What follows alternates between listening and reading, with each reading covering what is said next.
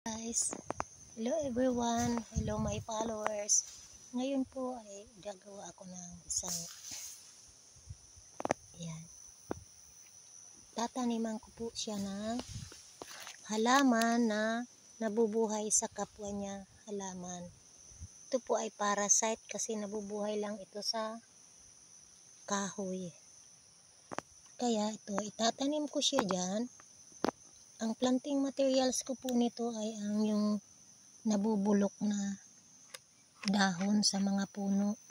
Hindi po ito lupa. Ito po ay mga dahon na nabulok. Yan. Yan, yan ko siya itatanim. Madali lamang po siyang nabubuhay. Yan. Marami po akong nakukuhang ganyan ng mga mga natural lamang at hindi nabibili, hindi ka nagagastos.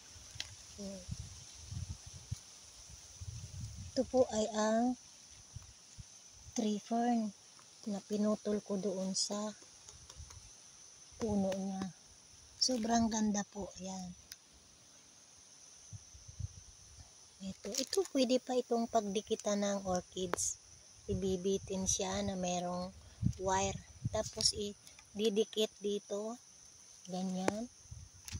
Tapos ihahang mo ditong paganyan.